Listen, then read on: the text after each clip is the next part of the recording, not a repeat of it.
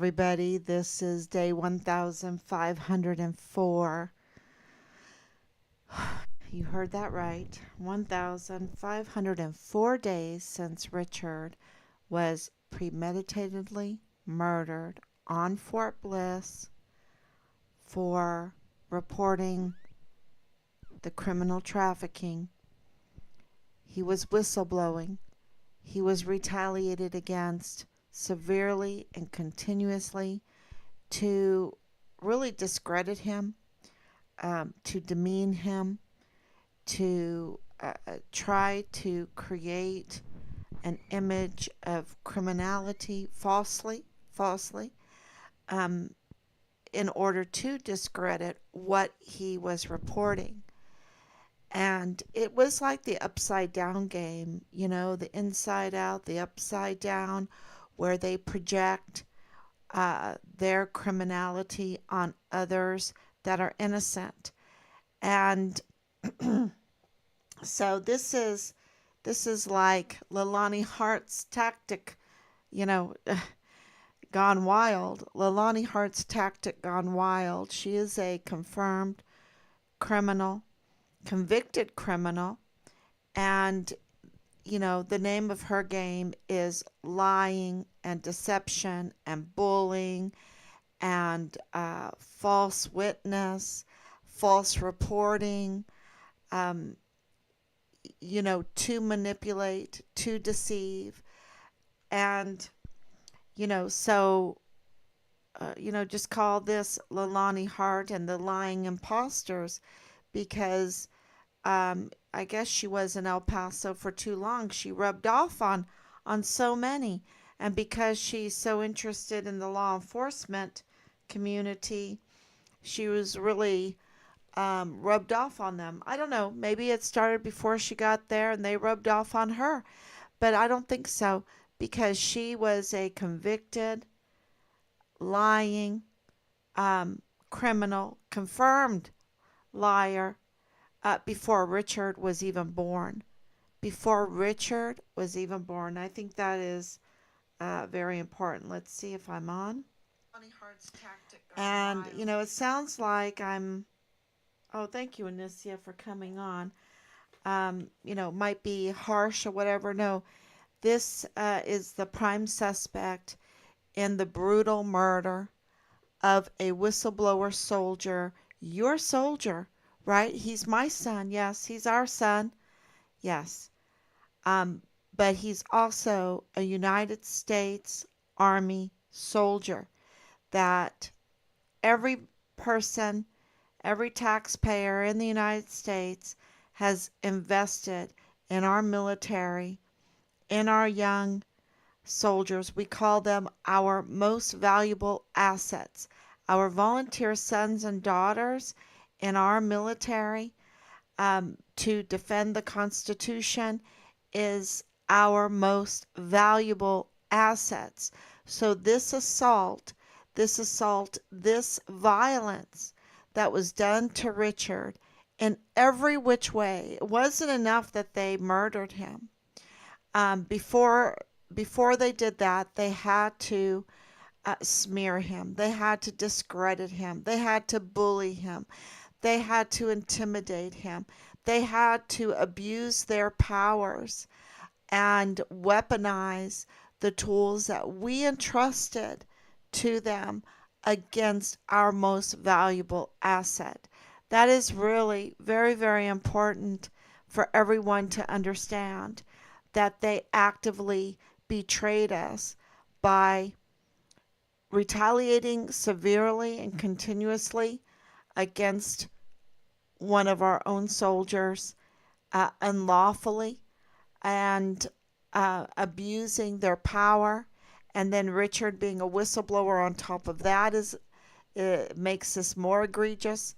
Him being a United States Army soldier on Fort Bliss makes it even more egregious because of the security breaches that are obvious in all of this on every level. And because of those security breaches and major security breaches by those connected to um, General Michael Garrett. Um, really, you can go to Nufziger, go to Brown Bell, Nick Brown Bell, the PAO. You know, well, Allie Payne's PAO. She is a mouthpiece for the general. Yes, but she's even more. She's a Scot. She's a Nick Brown Bell, Nufziger, Scott.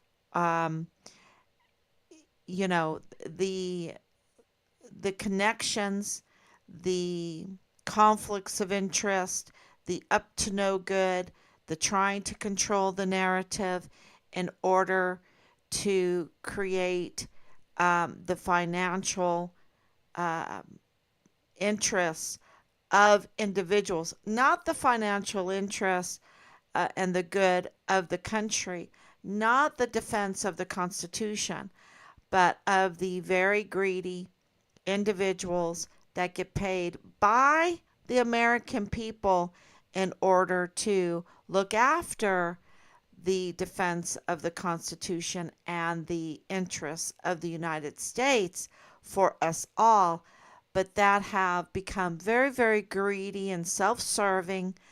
Um, y'all, the connections are are devastating. They're devastating. They're heartbreaking. I just can't even tell you when I see the connections when we do all of our research and all of our investigating and we see all of the connections. It's not like, aha, yeah, we got him. It is heartbreaking because it's treason. It's treason. It is betrayal. It is, and I'm going to tell you right now that Michael Garrett, General Michael Garrett, who's retired now, but that he absolutely betrayed us, betrayed our beautiful uniforms, our beautiful stars, and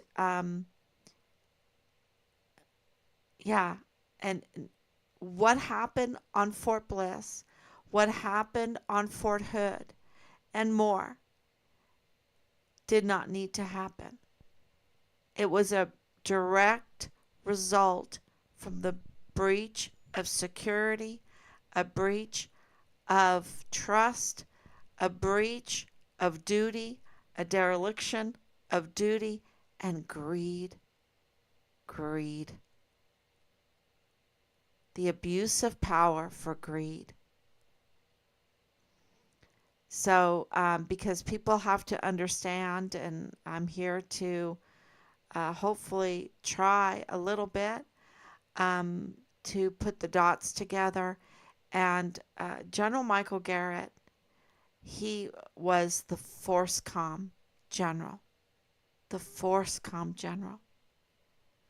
So, and I would, I want to point to more, but today, the, I guess the wolf in the room, of course, is always Leilani Hart. She's the wolfette. No, what is it? The mother wolf, the whatever, and we have to add one more today, one more, and that would be Michael Garrett. Um, because there's the the wolf pack of Leilani and the lying imposters is a pretty big wolf pack, and I think that maybe I should make a meme, Leilani and the lying imposters as a wolf pack, um, up to no good. And you would think uh, that we could understand and put our minds around a wolf pack. Maybe we can. That are abusing their power. They're getting sloppy. They're drooling. They're drooling for their own lusts and desires. And they've caused a real mess. A real mess. Um, so, who are the liars? Well, we know that the judges, they're not judges, these are individuals. These are wolves. These are Leilani Hart's lying imposters. These are wolves that are impersonating judges. That's what they're doing. And they're sitting on their benches and they are exerting false power, abusing power that they do not have legally. They have no authority to sit on that bench. They are imposters. They are pretending to be judges. And they can, order what they've done is order people's children away, being in jail, wrongful imprisonment without a bail, without a bond. Um, I wish I knew the law really well, and I'm going to put it together. I'm going to put it together what they can issue, how they can manipulate lives and destroy lives. And Penny Hamilton um, and John Briggs, I have to name all these different names, um, were doing that to Patrick Crucius, manipulating, tampering with due process in the case of a capital murder crime. You know, okay, all cases we should be on the up and up. But when you have a defendant that's facing the death penalty, that case needs to be double checked, triple checked. They need to do it right. They need to have the right people in there. They need to have people that know what they're doing. And they need to follow the law, absolutely cross their T's and dot all their I's, because you're talking about the life of a human being. And of course, the lives of the human beings that were taken. And justice needs to prevail in that. And, so here they are tampering, manipulating for financial gain, y'all. For financial gain. And of course, financial gain means for power. And you have so many that were scheming, even on that court, with those Leilani lying imposters. And why do I call them Leilani? Because they're liars in order to manipulate, to make the community worse. And let me tell you, they made Leilani move in Hawaii. They made her move out of her neighborhood because she was causing so much distress and havoc in her neighborhood. They wanted her out of there, you know, and it seems everywhere she goes, she makes the place worse. And being a Girl Scout, you're supposed to make the place a better place. And I talked to people at the USPS. I talked to people at the um, I shouldn't even say it. I probably said already too much. Places where she worked, um, that they weren't happy. They weren't happy. Park University, I can say Park University, they had to kick her out. The combined Veterans Association. That was such projection. Her as this um, false source. They kicked her out because she created such chaos.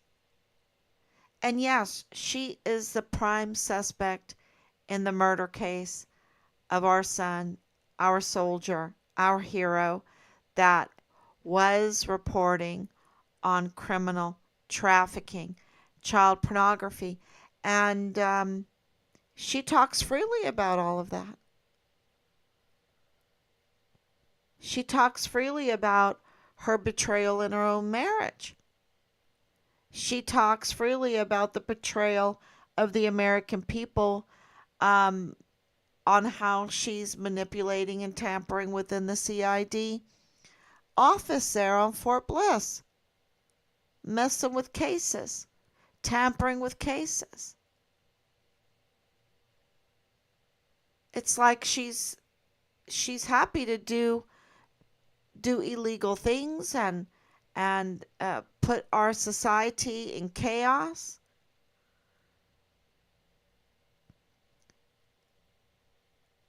She doesn't want to hear what God has to say about someone that is a perpetual criminal. He's not too happy with perpetual criminals. That's not me. That's God. So, um, when you're talking about the criminal law magistrate court there in El Paso, um, we have a number now, uh, 5 judges that are not judges. So I want to say it again. 5 individuals pretending to be judges. They're imposters. And they oversee like 90% of the cases. And these imposters lord over the defendants when it comes to their any kind of case, from their children to capital murder cases. Because the capital murder case of the Walmart mass shooting was magistrated. Richard's case was magistrated. They oversaw all of that. And they also participated unlawfully, criminally, in the undermining and in order to remove a duly elected district attorney, Yvonne Rosales. See, they didn't like it that she was a real duly elected district attorney. They wanted an imposter. They wanted a trespasser. They wanted a usurper. They wanted Bill Hicks, a usurper, who absolutely does not have the qualified. Rather, when you look at his record, he is unqualified, duly unqualified, could not be become a district attorney. His record is so bad. He's never been elected for anything because he cannot get through the scrutinization of an election or even an appointment during an open session. He was appointed during a recess where he doesn't have to be scrutinized. And it was for political gain.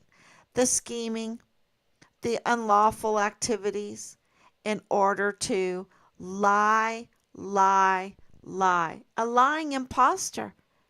A lying imposter. Like the chief medical examiner. A lying imposter. Like the individuals that sit on the El Paso Criminal Law Magistrate Court. They're imposters. They're liars. It's Leilani and the lying imposters. So, so think about that. You have an entire court of imposters. You have a DA as an imposter. You have a chief medical examiner imposter. You have those tampering with investigative files like Leilani as imposters. But those 3, can you imagine? That's a trifecta when you have judges and the chief medical examiner and the DA, and none of them are right. They're all imposters. That is, and that is such a breach of the whole criminal justice system in El Paso. And I really need to make a meme with that. When you have the cause and manner of death being decided by an imposter, when you have the rulings in capital murder cases, criminal cases, being lorded over by imposters, I should say decided over. I don't even want to give them a good name. I don't want to give them a good name because they're so bad. And then when you have the decision and the power to prosecute being in the hands of an imposter, then you have criminal trafficking growing to where it's over 300,000 children that are unaccompanied coming into this country, going on to a military installation, being, well, we're told that they were child trafficked for sexual reasons. They were trafficked for labor purposes. They were child pornography made to do that. It was so bad. They were abused. And that's on a military base. It's so bad. And it's so bad that the director of emergency services, even though he was legit, had to pretend that he was a nobody. He had to be an imposter. He had to pretend like he was a nobody and look the other way, that he wasn't even the director of emergency services. He could not even be what he really was. He had to be an imposter like he was an onlooker. And to say, well, Richard was just a good meal for the coyotes. To just be so impotent, to be all power taken away from you, where a 14-year-old girl can be pimped out in the barracks room on Fort Bliss, where it's your duty to make sure things are running right. It's the same. It's also these imposter, these fake, no, they're dereliction of duty of our command sergeant majors. They're dereliction of duty because it's their duty to look after the barracks, to square it away. So we uh, we just wrote 4 more letters. Um, we are writing letters every day, and I can tell you this, that you write letters, and all of a sudden you're at a different level, and then you're at a different level. You reach a plateau, but then all of a sudden that breaks and you reach the next level. And something has happened in the last couple days, and we've reached another level. Um, of course, that level popped up big when we received the declaration of death, because that allowed us to have rights to information that beforehand we could not have rights to. Um, we are now Richard Halliday, and so we can absolutely look at things, and so now I can tell you that Michael Garrett and Clem Coward need to be arrested, right? I can tell you that. I can tell you that Leilani Hart needs to be arrested. She's a liar, and she's running this lying imposter group, right?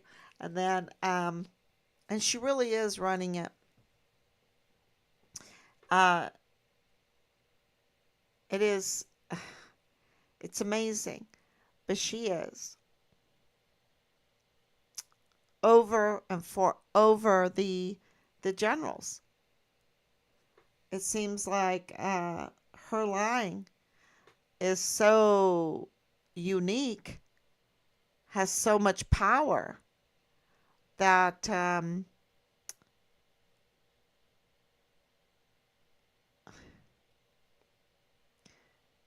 that she can be a prime suspect in the murder of one of our soldiers who was whistleblowing on criminal trafficking,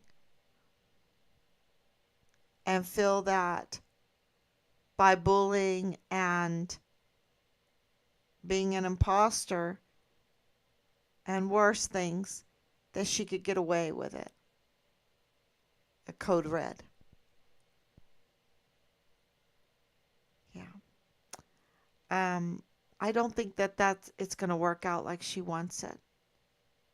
I think she's facing the lethal injection. And if this next level is any indication, things are getting pretty tight. And please, all eyes on El Paso. And if you are aware of some things, please let us know, because I can tell you this, we absolutely know that things are happening state and federal levels, because we have exposed, of course, the imposter um, court, the imposter chief medical examiner, the imposter DA, and I would even say the imposter media.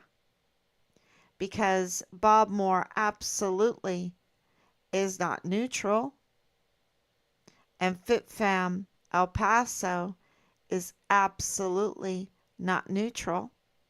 They both have huge agendas, and I think we've exposed that. We've exposed a lot of that.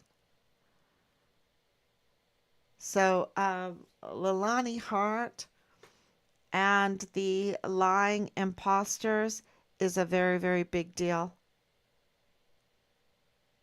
They're ravaging wolves.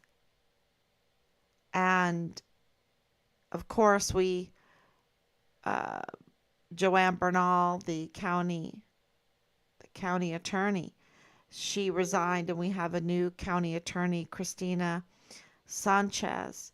And, she has some answers. She needs to do some answering.